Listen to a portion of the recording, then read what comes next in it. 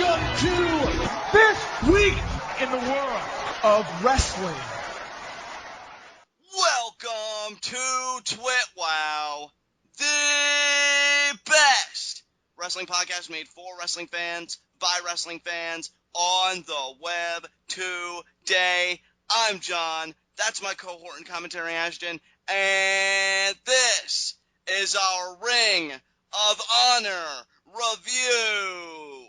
Another solid episode of Ring of Honor, main evented by dual, television champion, ROH world champion Jay Lethal in a television championship title defense.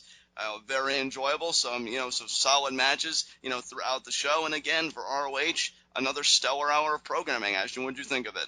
Yeah, I really enjoyed this show.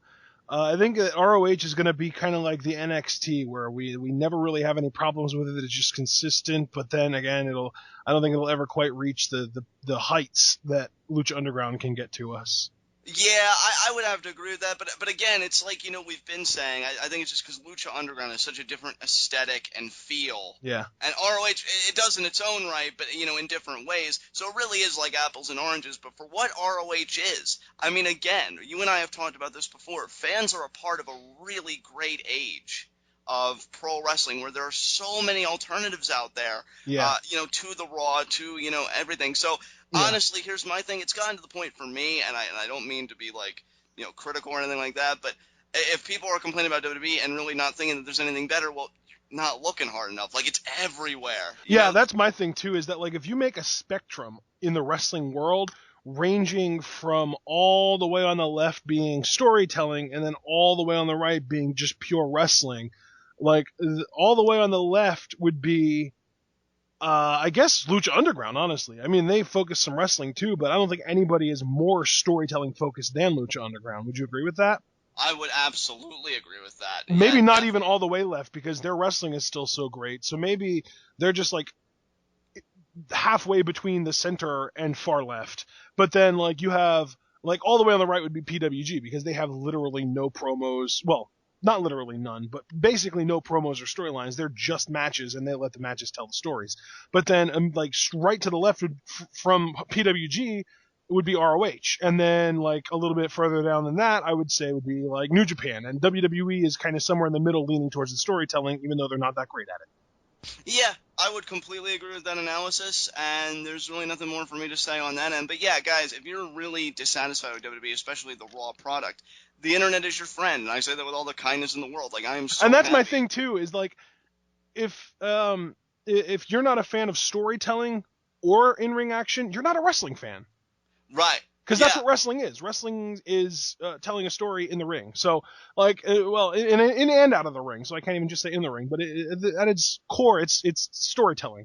And if you're not a big fan of storytelling through this medium, whatever you want to call it, you're just, flat out, you're probably looking into the wrong medium, because that's what this is. Exactly. So there's something for everybody nowadays. So even if here's my thing, even if you like the comic book style of Lucha Underground, but you want something that's not quite as grungy, dark, gritty, I guess you could say, Chikara is a thing. Right. So there really is no excuse to not be a wrestling fan in today's day and age, unless you just hate storytelling. Exactly. Or if you're an MMA snob who can't watch wrestling because they don't do real stuff in the ring. Right. I was listening to the Joe Rogan podcast the other day, and he is such an MMA snob. Like, he was talking about how, like, he watched an episode of Dexter and he had to turn it off because they were doing a rear naked choke the wrong way. Oh, God. Yeah, like, that's my thing. Like, if that seriously gets to you so much that you have to turn it off, first of all, more power to you. I'm not going to say anything, but I personally don't want to know you, don't want to be friends with you, so screw off. Exactly. Like, that's I could understand if, like, somebody was really into computers and stuff, and a show that was centered around that had so much misinformation. That's one thing, but you're talking about one instance in a show that doesn't even really deal with that, and you get so turned off by it. I don't know. That, to me, is just ridiculous. But anyway, while we're, having gripes about things, it leans appropriately into our first segment, Heat of the Night. I didn't have any qualms with this ROH show tonight. Again, it's what we've come to know from ROH shows and this and that. So, really enjoyed it tonight. No complaints here. What about you? Absolutely. No, I have no problems with this show. Like I said, I really think this is more, it's like, if you look at that little scale that we created, this is kind of the mirror of NXT. And when I say mirror, I mean, like, if you look at how far to the left of center NXT is, meaning leaning towards storytelling, that's exactly how far to the right of center ROH is. And it's like they're very, very similar to each other because they're both consistently good. Neither one of them ever really has an awful show that's hard to watch, and the fact that it's only 1 hour helps that. But yeah, I think that the consistency really stands out for both of them, and I just wanted to say that because of ROH is what we're reviewing, and it's one of the two promotions that I consider to be very consistent. Absolutely. So with that said, let us get into our Ring of Honor review. And Ashton, how do we open this baby up? We open this baby up with Matt Sydal versus Adam Page. Man, two great elements coming together here, because Matt Sydal is just an amazing high flyer with his aerial maneuverings. And Adam Page, if I could speak about him for just a second, what a great heel he is. He's so good. Yeah, what a great heel he is. I mean, dude, honestly, I've said it before in ROH live reactions to shows and this and that. I love how they did the turn, because he was the young boy and everything, and he was pretty much the whipping post for the decade. And normally, like, standard storytelling by the numbers would say, he gets fed up with his treatment and he turns on his, quote-unquote superiors, the veterans, and he makes his claim and he asserts himself. Here, he embraced the training, he embraced the experience, and he's become such a great villain for it. I love his heel work. Yeah, so can I just say Alex Riley and Damian Sandow could learn a thing or two? Oh, absolutely. Absolutely. I think turning on the Miz never works out. Try something new. Definitely. And you know what? Like, everybody knows that you and I both are pretty huge Adam Cole marks in ROH, but I'd have to say that Adam Page, I think, is really becoming, for me, right behind there, because I love how this guy works in the ring. He's really good, dude. And the crazy thing is, I think he's only like 23 years old.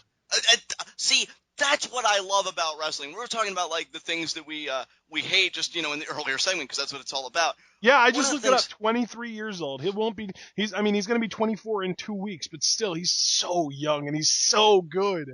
One of the things I love most about pro wrestling is when a prospect is that young and so good that early. That's why I think I was such a big Cody Rhodes mark for years, is because I thought he had it so together at such a young age. Yeah. It is wonderful to see that. But the thing is, with Cody Rhodes, it was at only 26 years old. Adam Page isn't even 24 yet, so that's dude, he's the same age as me. That's retarded that he's that good at that young an age. Unfortunately, for all of us singing his praises, it didn't really help him out too much in this match now, did it? Yeah, I mean, here's the thing.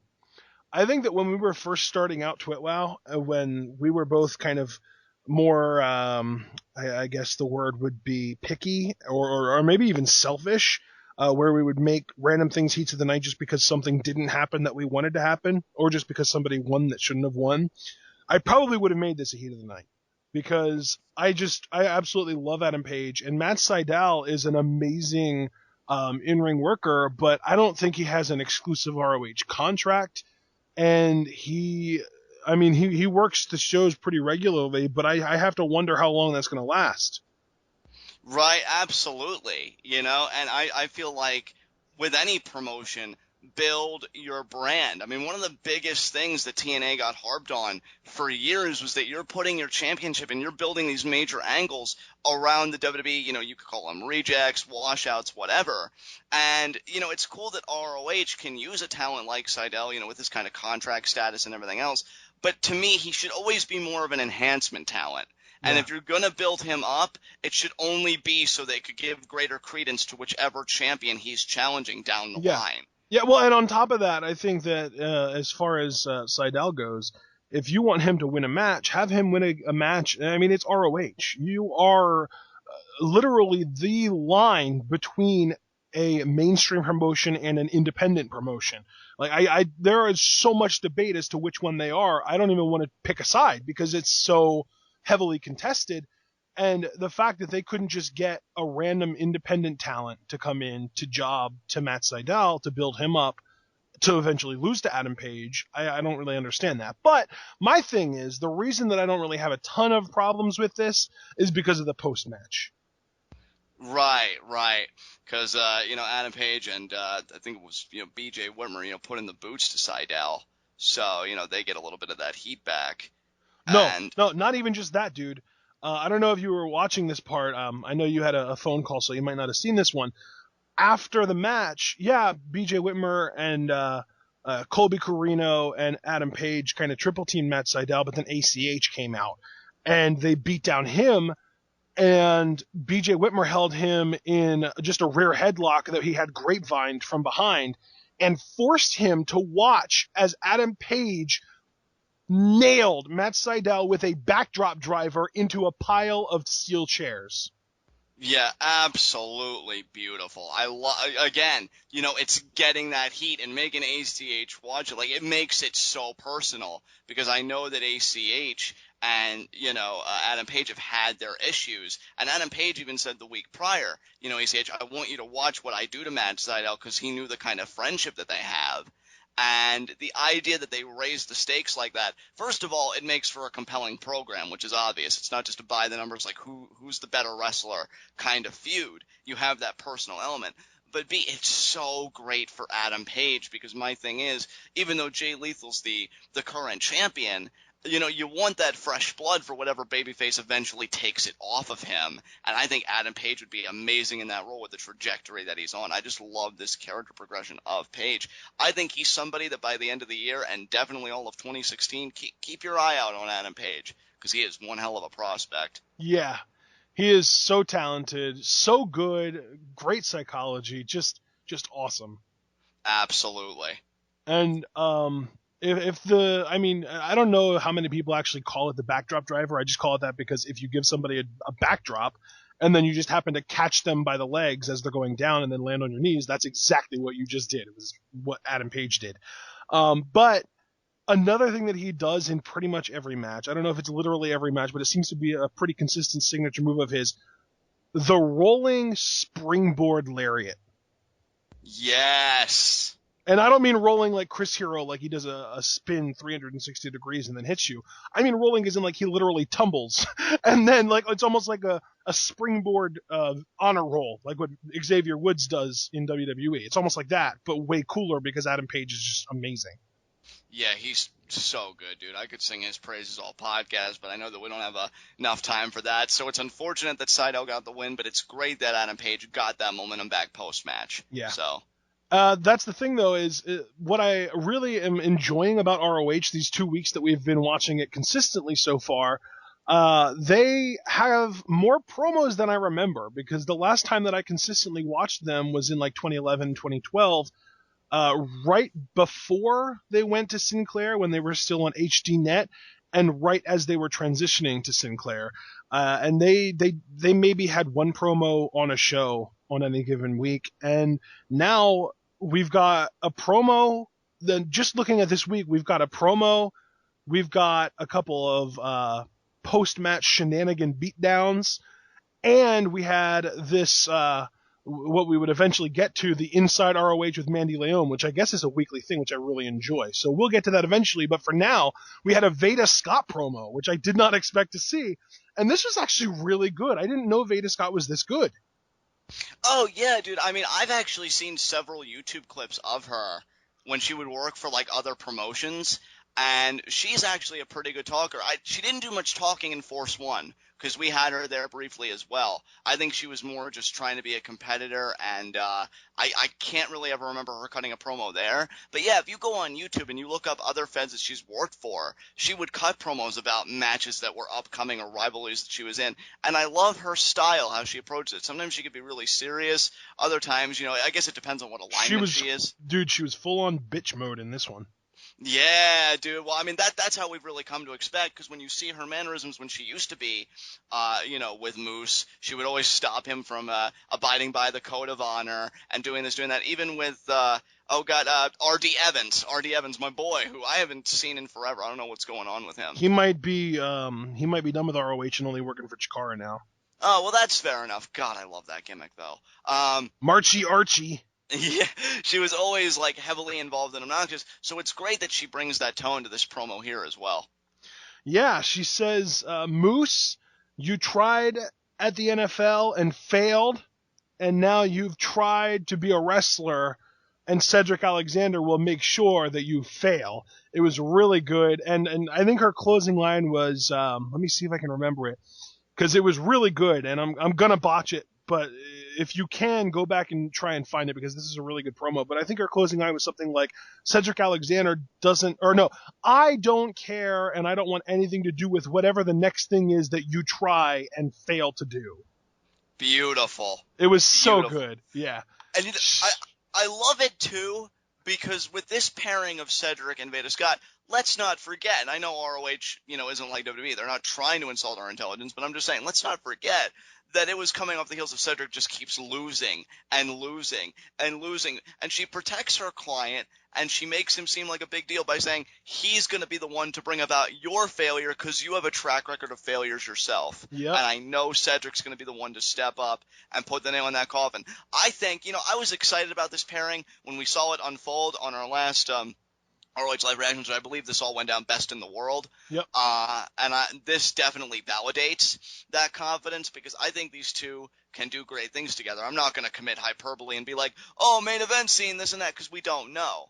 But I definitely think this pairing is very promising. And yeah, Veda Scott, I encourage everybody, go on YouTube, look up other promotions, see her promos in the past, because she can cut it, man, when she needs to. So good on her, and good on Cedric Alexander for maybe finally having something to do, because I know he's going to have a match with Moose down the line. So we'll see how that pans out for him. Oh, yeah, he actually has a match with Moose at Death Before Dishonor on the 24th. And you know what? I personally, if we were to hash it out and talk about who should go over, I would have Cedric go over, really legitimize this pairing. Because Moose, the thing about Moose is he has such a great look. He's almost got that Brock Lesnar factor where he can afford to lose a match, but then you just look at him and he's legitimate. Exactly, Ashton, exactly. That was brilliant. So I don't even need to add anything to that. If you want to move on, we can. All right, well, up next, we had our second match of the night. ROH going by the rule of threes for a 1-hour show tonight. Second of three matches. Silas Young versus Will Ferrara. Now, Silas Young had a 5-inch, 30-pound, and 8 years of experience advantage over Will Ferrara. But what he didn't have was Dalton Castle's boys to distract. Yeah, it keeps getting rough for Silas Young. And Will Ferrara should definitely send a fruit basket to Dalton Castle, +5 to anybody who gets that reference. And yeah, it was an entertaining match. You know that I'm a fan of Silas Young, because to me, he screams throwback. I love it. I love the whole shtick of the last real man in professional wrestling. But I think and the crazy, hilarious thing is, in between, during ROH, we have commercials that have random ROH stars in it, and Jay Lethal cuts a promo about auto insurance or something like that.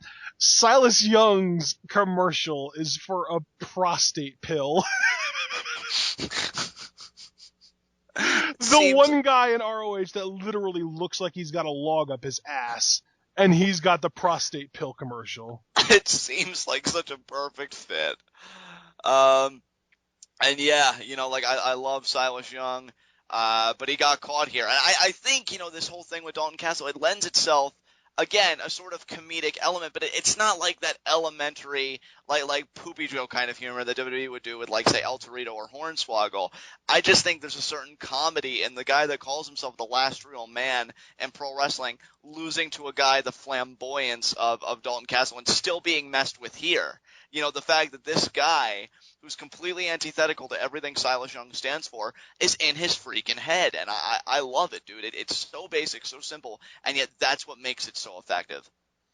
Yeah, exactly. I mean, I really enjoy this whole Silas Young-Dalton Castle feud that they've got going on. I'm glad that it didn't end just because Dalton Castle pinned him at Best in the World. And I'm glad that we're going to get at least one more of these, because these guys are really fun together. Will Ferrara, let's talk about him a little bit. He was just in the top prospect tournament. He lost in the finals to Donovan Dijak. Pretty decent. I mean, he kind of looks a little bit like a young Ricochet. But at the end of the day, I mean, he wasn't bad in the ring, and he's only been wrestling for 3 years. Wow. Holy crap, it's 2015. Okay, so he's been wrestling for 5 years. Still, not bad. No, not bad at all. And I think, ROH is kind of the place to be, for prospects like that. Because you told me the people that have come out of like the top prospect tournaments in the past, what ROH has done with them. Will Ferrara is in really good hands. And he's another young one too. He's also 23 years old. Beautiful. 24. He just turned 24. Well, still though, that's magnificent. Youth is the best thing that a wrestling promotion can have.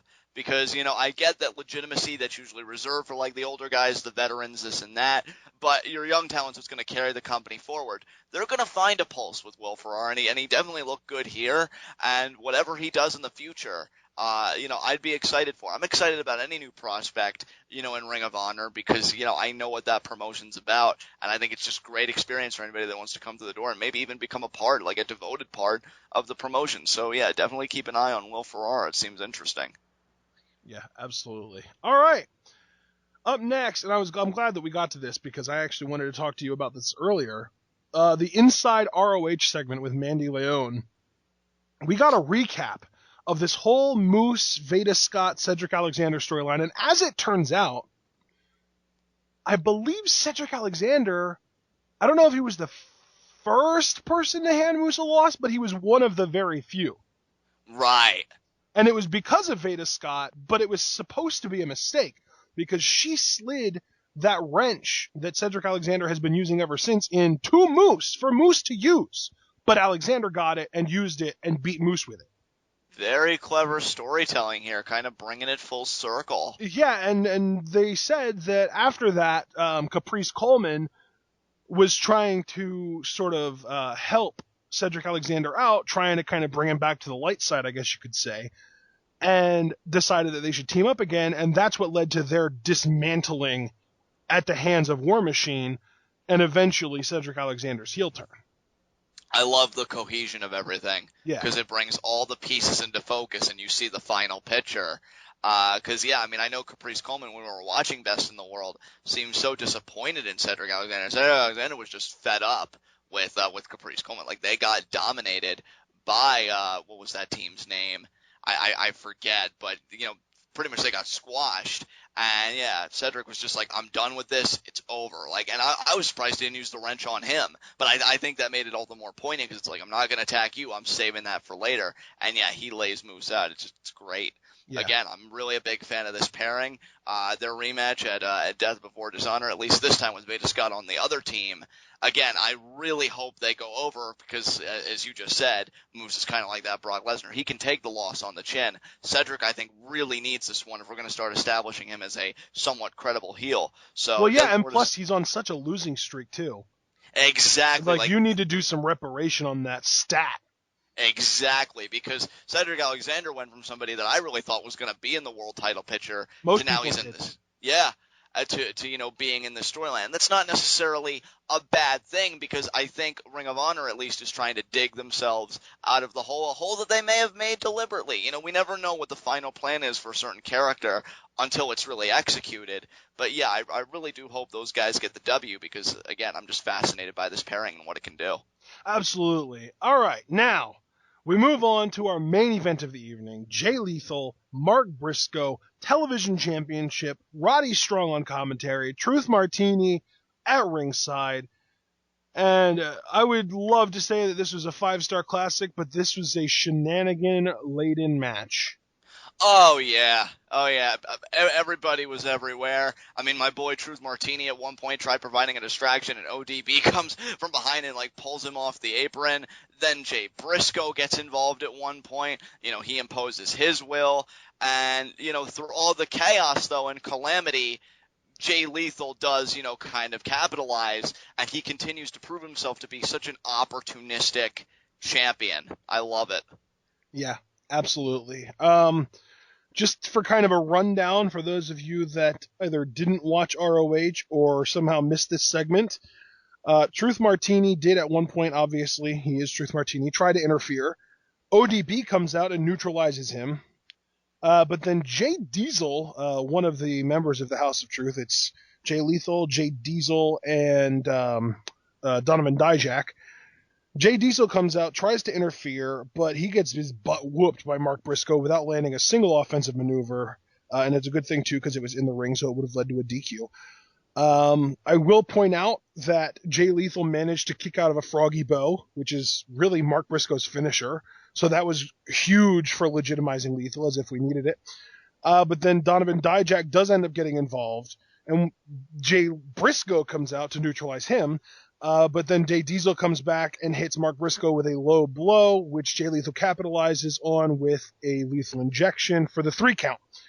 But after the match, we have all these people fighting. House of Truth gets the upper hand. Roderick Strong comes in for the save. And we've got not a 6-man, but an 8-person tag team match set up for next week. Mark Briscoe, Jay Briscoe, ODB, and Roderick Strong versus Jay Lethal, Jay Diesel, Donovan Dijak, and Truth Martini. Oh, man. Yeah, that's going to be crazy. I was shocked. I had to stifle the laughter when I heard that Truth Martini was going to be a part of this thing. But I once again commend ROH. You know, that's how you build your television product. And I love that they save, you know, the final segment to kind of feed into their show next week. You know, they leave them with something. It's kind of like leaving them with that anticipation, like, oh, I can't wait to see Truth Martini in the ring and get beat up and get his comeuppance. Even though I don't think he's as slimy as, say, like a Paul Heyman character when he's going full-blown heel, it's going to be very comical to see Truth Martini try and fend for himself. Hey, John, and I'm going to disagree with you there. I think that if you look at Truth Martini in ROH and in that sort of context versus Paul Heyman in the WWE in that context, I think Truth Martini is far slimier. Really? Well, and here's my thing. Paul Heyman is in an atmosphere, I said context, in a situation where at this point in WWE, interference is fully expected from managers. Like it's not a new thing. It's not something that people even really are. It's almost like people have been desensitized by it. ROH is supposed to be pure wrestling. ROH, you're supposed to have no interference. You're supposed to have the handshakes before and after the match. And Truth Martini ruins all that. Plus, he's got like the talking and the voice, and people hate him. Not even you don't even need for him to say anything. People hate the way he looks with the hair and the sunglasses. People hate his laugh. Like, people despise. And the reason that Truth Martini is in ROH isn't because he's like especially amazing at any one thing. It's just because he's so good at getting people to hate him. Yeah, I think you make a legitimate point there, because I mean, the thing with Paul Heyman is he never really interferes in matches or anything like that. In fact, the only crime, now that I really think about it, that Heyman really commits is just talking on behalf of Lesnar. Yeah. And sometimes, sometimes what he says, yeah, it can hit, and, you know, it could strike a nerve for people. I mean, I remember his program with CM Punk when he said, you know, you have no mother, you have no father, the only family you have are these people. So, yeah, like, that's a slimy moment. But when your slime begins and ends with solely what comes out of your mouth. Your existence. Exactly. You know, whereas Truth Martini, though. That's what I mean, yeah. His existence. Like, people see him as slimy just by existing. Exactly. In his current state. Like, that's all it takes for him. So. But I love that we establish a best in the world, and we kind of carry over here tonight, you know, in the Mark Briscoe main event, because you said, like, Jay Lethal kicking out of the froggy elbow, that even when the chips are down and Jay Lethal may have to go it alone, that's not a guaranteed victory for the babyface. Yeah. And I mean, speaking of establishing things, I would like to establish, just so that nothing gets misinterpreted, I'm not saying that Truth Martini is a better talker or manager than Paul Heyman. What I'm saying is that in the context that they are in the situations, the atmosphere, whatever you want to call it, that they are in respectively, I think Truth Martini has the slimier character. Right.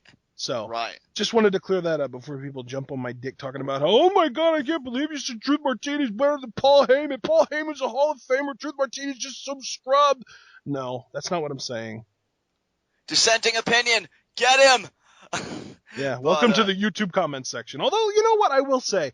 Happily enough, our YouTube comments section specifically is typically very tame and ripe with intellectual discussion. And I appreciate that. So thank you to everyone that keeps it that way. Yeah, you guys are freaking ballers. Yeah. But I think another thing I love too, because again, I think ROH just, again, knows how to build and build. Before the whole breakdown, it started like after the match with Jay Briscoe and Jay Lethal. I think they know the money they have in a return match between those two guys. But I love that we're not getting it right away. I love that Roddy's in front of the line first. And in fact, honestly, I would wait a while if I were ROH to give Jay Briscoe that rematch. Have him get a few wins under his belt back so the legitimacy he has isn't solely, oh, I was the ex-champion and I went on this streak. You know, kind of establish a new streak for Jay Briscoe before you thrust him back in there. Because a lot of the people that I talked to, Ash, I don't know if you kind of felt the same way. In fact, you may have said something to me, but I think a lot of people were tiring of Jay Briscoe's time at the top. I was. Really, yeah. Were you? So, I think I was, especially in comparison to Lethal. I think when I knew that Lethal was getting a world title, I'm like, please, because you and I have been watching Jay Lethal for years, even if you want to go into his TNA career. And the guy is just so well-rounded, and he loves this business, and he's so freaking good. How crazy is it that people that leave TNA tend to have the best time of their careers afterwards? Yeah, one name, AJ Styles. That's all the argument you need. Yeah, well, I mean, AJ Styles, but you could also say Samoa Joe, who's now in NXT, and Jay Lethal, who's doing, and I don't even necessarily mean best position, I mean the best work of his career. Yeah, oh, absolutely. Dude, he is killing it right now. And I mean, unless you count that one segment where he and Ric Flair were talking like Ric Flair back and forth to each other, this is the best stuff Jay Lethal's ever done. I feel like TNA proved that Jay Lethal could be a top babyface for a company, but ROH proved something that I didn't even think possible. He can be a top heel for a company. And a guy with that kind of versatility is going to go so far in this business, and he's not even really that old. Didn't he? I think he just turned 30, yeah. Yeah. Like, it's crazy. Again, like a running theme, at least throughout my personal commentary for this episode of ROH, are like the young guns, you know, and Jay Lethal isn't as young as, like, say, an Adam Page or a Will Ferrara, but he's not out the door, you know, and he's got so much to give yet, and he's so good right now. I was so proud of ROH at Best in the World for taking that chance with Lethal and saying, you know what, Jay, you're good, you're credible, you're the guy. And the purpose of being the guy is moments like this, and they give Jay the biggest win of his career, and they follow that up by him beating the other Briscoe. Jay Lethal's a one-man dynasty right now. And, you know, if you're the House of Truth, you've got to be feeling untouchable right now. You know what's insane, though, John? What's that? You look at this main event segment, Roddy Strong and the Briscoes, both Jay and Mark, all three of these guys are younger than Finn Balor. That's insane. Yeah, dude. Mark Briscoe is 30. Jay Briscoe and Roddy Strong are both 31. I can't believe that Roddy is actually that young. I know, dude. It feels like he's been wrestling for decades. Right. Well, yeah. I mean, he was even a part of the group The Decade, and you're just like 31 years old. And again, like, to me, I would consider old in wrestling or getting older to be like that 35, 36 marks. Yeah, 37, definitely.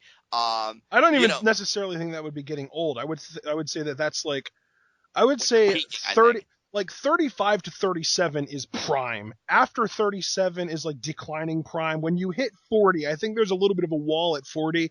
And that's kind of the point where you can kind of start to be considered on the older side. But even still, like, look at Chris Jericho. I think he's like 43 now, and he just had an amazing match with Neville at Beast in the East. Arguably the match of the night, if you take away some of the theatrical stuff that went on with Balor Owens, because I think that from just a pure in-ring standpoint, I think Neville Jericho was better than that match. And that's what's so beautiful about wrestling. Like, you look at any other sport, and when a person, or, you know, any other venue, because we call ourselves, like, entertainment, you know, it's not a sport. I want to clarify that right now. Dude, Chris Jericho is 44. I thought I was overestimating. Like, I'm thinking in my head, I think he's 42, but the last time I looked him up, it might have said 42, and that might have been a year ago, so maybe I'll overestimate and say 43. He's 44.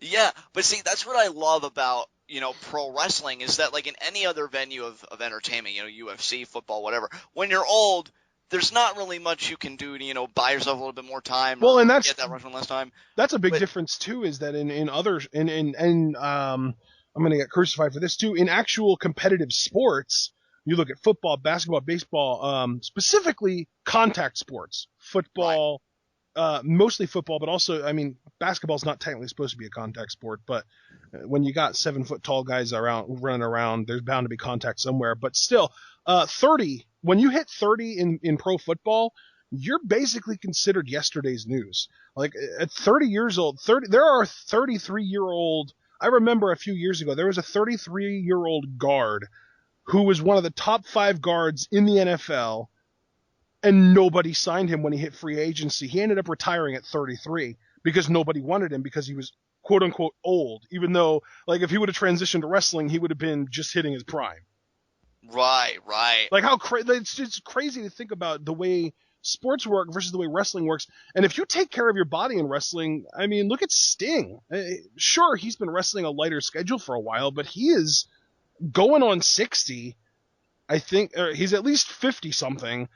And I don't think anyone would say that he's not in wrestling shape anymore. I think that the way he got himself in shape to go back into wearing the singlet for WrestleMania 31, he could probably wrestle kind of like a Legends contract deal. Maybe like a Brock Lesnar kind of contract where he works maybe like 10 dates a year, not even.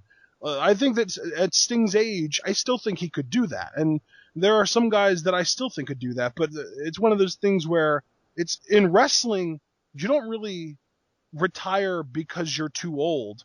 You just kind of retire because people get sick of your shit. Yeah, man. And I mean, to bring it full circle, because you made the whole parallel between football and wrestling and 30, which Jay Lethal is now. And I'm just so thankful he's a part of this profession, because in wrestling, he still has so much more to give. And I think he's going to be a phenomenal world champion. And that's the big kind of contrast. In football, 30 is over the hill, or at least at the tip of the hill, getting ready to go down it. Right. In wrestling, you're still on the way up, man. You still haven't reached your prime yet. If you're 30 years old and you're wrestling and you've been wrestling since you were 18, you are either in your prime or you still haven't reached it yet. And it's crazy. And to think that Jay Lethal, again, I hate to harp on it, but it is this good right now, is still TV. I mean, I'd like to say that this is Jay Lethal in his prime, but we don't know how much better he can get. And that's the scary thing. No, Yeah. Not even scary. Let me redact that. That's the terrifying thing. Because this guy is still TV champion. He's still got a monopoly on that freaking belt. His world title reign, I'm assuming at Death Before Dishonor, is going to start on a strong note. Because I can't see him, pun not intended, I can't see him losing to Roderick Strong. And yeah, it's just upward momentum for Jay Lethal, and nobody deserves it more, because I'm not a Jay Lethal mark by any means, but I have watched him for years, and he has busted his ass, and it's just great to see him in this position. And you know what? It's great to see a heel faction be legitimate for another reason outside of the fact of, oh, well, we run the place. Oh, yes. Yeah, that's kind of my problem with the Authority. I love Seth Rollins to death. Well, and I mean, if you even want to pick a little bit on Lucha Underground, the crew might not run the place, but they do have direct backing from the guy that does. Exactly. There is no heel authority figure in ROH supporting the House of Truth in any way whatsoever, or the Kingdom, or the Decade. Like, there are some really good heel factions in ROH, and they're all, in a sense, sort of independent of everything else. Yeah, I'm so glad we talked about that a little bit, because it really clicked with me tonight seeing Jay Lethal, vanquish Mark Briscoe. And I'm just thinking, man, the House of Truth is so good right now, and they've achieved all these accolades and all this credibility and all this manpower without relying on Nigel McGuinness, who's babyface anyway, which is such a great contrast as is, because, Jay Lethal was really getting really confrontational with Nigel McGuinness the week prior during that whole big segment. And yeah, now it's actually the face authority figure that looks at this kind of, team, this stable, and is just thinking, my God, what a headache this is going to be. And the House of Truth is not stopping anytime soon. Absolutely brilliant. Yep, absolutely. Great way to close out the review portion of the show. Go ahead and move on, John. All right, guys, close out. High spots and low shots. My low shot man, Silas Young. Oh, yeah. Guy can't catch a freaking break. Yeah. Dalton Castle, man, he's in your head, and he's probably got your number, because I can tell you this, if they have a rematch at Death Before Dishonor, I fully expect Dalton Castle to get the victory, because I just think that's a character, that's a gimmick, that's a performer that is on the way up, and Silas Young, he may be the last real man but he's going to have to learn to deal with it because, yeah, it's not going to get any easier for Silas Young. Yeah. Well, I think I'm going to have kind of a little bit of an illogical high spot or low shot here because he did win the match that he was in, but Matt Sydal got his head driven into a pile of steel chairs, and I would never, ever wish that upon even my worst enemies. Yeah, absolutely. A horrible night for Matt Sydal. I mean, yeah, And the crazy thing is, he did it just trying to defend his friend. Like, he doesn't have any personal beef with the Decade. Yeah, and that's got to tear ACH up inside. Yeah.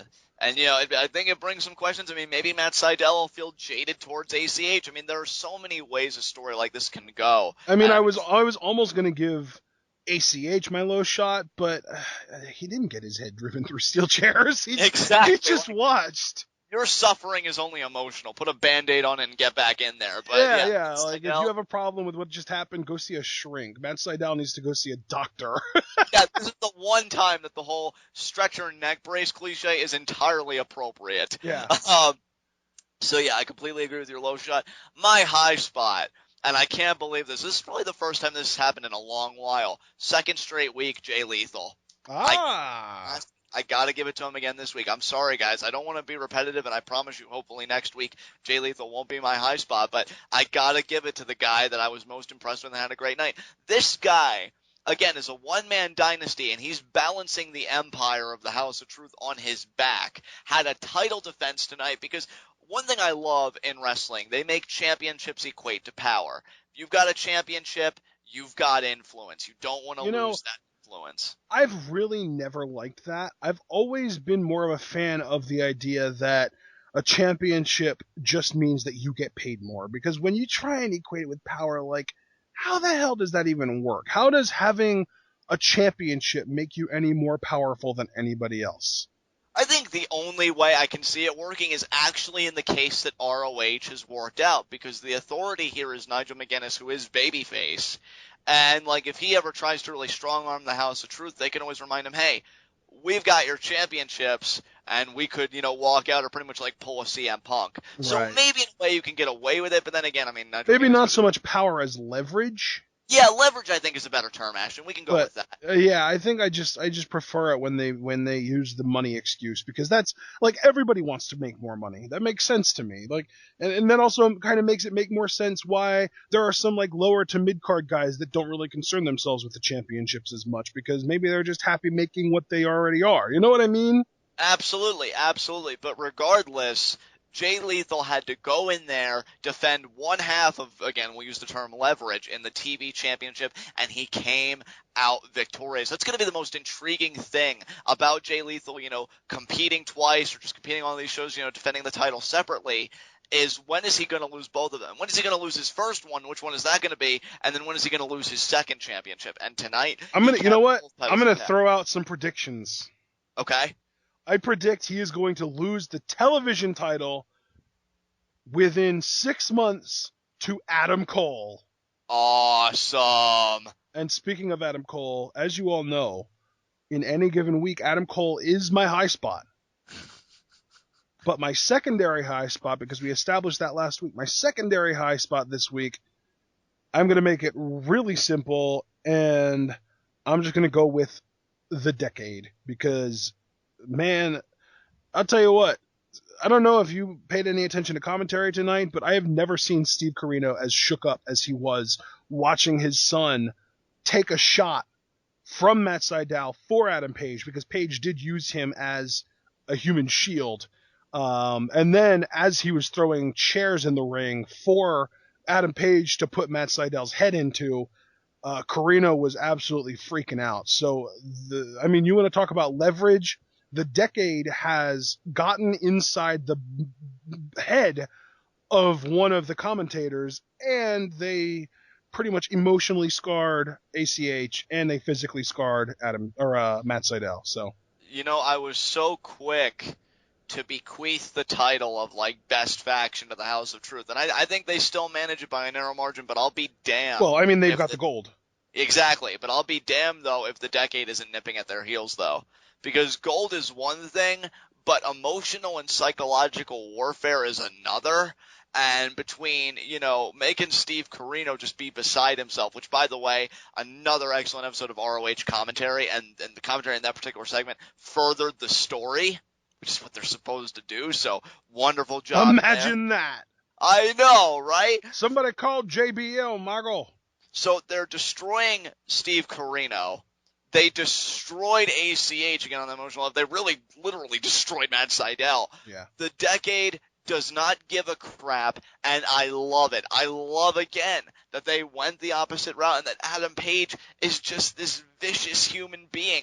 I'm telling you, man, I really hope that whatever babyface knocks Jay Lethal off his perch. I mean, if you want to do the slow build, whichever babyface beats Jay Lethal for the television championship, I hope Adam Page is one of the earliest contenders. Because, I cannot wait to see this guy's rise. He is so damn good. And BJ Whitmer, his existence, his face is enough for him to be one of the best heels in ROH, and it's just such a great pairing. The Decade is great, and Colby Corino as the young boy now. It's going to be interesting what his final stage is going to be, because we know with Adam Page, again, it was the vicious heel. Maybe the father can save the son. Maybe Steve Corino can reach Colby Corino, but I personally, I would love a moment where Steve maybe thought he saved his son, they share a hug, and then Colby kicks him right in the nuts, and you got another heel in the Decade. Yep. Let's make this... Well, I mean, the thing with the Decade is they lost Roddy Strong and Jimmy Jacobs, so now it's pretty much just... I mean, again, young boys don't count, so it's just BJ Whitmer and Adam Page. Yeah. So it's just those two, but I would really love to see them groom Colby Corino. And yeah, he'd still obviously have to earn his stripes after that. Of course. Go and get after it, man. I'd love to see another heel produced under this faction. Don't be, afraid to really embrace the height of villainy that I think the Decade could reach. Because, House of Truth all day, every day, absolutely. Again, they've got the gold, as Ashton put it quite bluntly. But the Decade, I love the emotional warfare, and I just want to see that go higher and higher and higher. So, excellent choice there for that. And, yeah, I've got really nothing else to say about this episode of ROH. Do you? No, sir. Let's close this baby out. All right, guys, with that said, this has been Ring of Honor. This has been TWitWoW, the best wrestling podcast made for wrestling fans, by wrestling fans, on the web today. I'm John. That's my cohort and commentary, Ashton. Guys, be sure to comment and subscribe on YouTube. What was your favorite matchup from ROH this week? Let me ask you this, because we just kind of had a discussion over it. In your personal opinion, who's the better faction? The Decade, which again we know is just down to BJ Whitmer and Adam Page, but with the young boy of Colby Corino, or the House of Truth? Give us your answer and give your justification why. Be sure to take the... I gotta tell you, man, I'm so disappointed that we can't include the Kingdom in this because Adam Cole's not a part of their faction anymore. Yeah, well, maybe they should have treated him better. That's on them. Between this... Adam Cole's not in a faction anymore. Oh, he doesn't need one, but at least he would have been a part of this. You know what? Adam Cole is his own faction, and he's the best faction in ROH. I still didn't wake up as Adam Cole this morning. It was kind of a depressing morning. Yeah, well, welcome to every day as me. But, guys, hell, don't just keep it to the House of Truth. Ashton makes a great point. Who's your favorite team or faction or whatever going on, but specifically those two if you can. But and specifically leave comments on what makes Adam Cole so amazing. Yeah, absolutely. Well, yeah, obviously pay homage to Adam Cole. The fact that ROH neglected us, they refused to give us Adam Cole this week. That should be a freaking heat of the night all in itself. I almost feel like suing ROH for emotional scarring, but I won't. I won't, because I actually have restraint. How dare they? I know. I'm actually getting kind of fired up thinking about it, John. Yeah, exactly. It's all you people. If you're not commenting, paying homage to Adam Cole, what is wrong with you people? Adam Cole is the reason we exist. Adam Cole! Adam Cole! Baby! So get after it. And while you're at it, why don't you go and join Pweetov, an amazing pro wrestling group on Facebook. And amazing people there, and Adam Cole lovers. I'm friends with Adam Cole on Facebook. Are you? Are you? Oh my God! Get after it. What's wrong with you? I need to get on your level, bro. Exactly. And you know what? Look, fine. I can appreciate. I'm an introvert myself. I get it. Maybe you don't want to go to the cocktail parties or do this. I feel you. So Ashton's got you covered. He's made a TWitWoW subreddit. All of our episodes are on there. You can comment on there. If you want to engage us on any topic related to pro wrestling, create a thread there, especially if it's thread. You want to create an altar for Adam Cole. We will be there. We will be there. Just engage us. We love interacting with you guys. You guys are the best commenters on the web today for this podcast, and we love you for it. And we will see you again for our Monday Night Raw review, where I sincerely hope that Kevin Owens powerbombs John Cena on a ring apron again on the Battleground Go Home show. Why? Because he's a father, damn it, and he can. So until then, praise be Adam Cole, and tune in and peace out.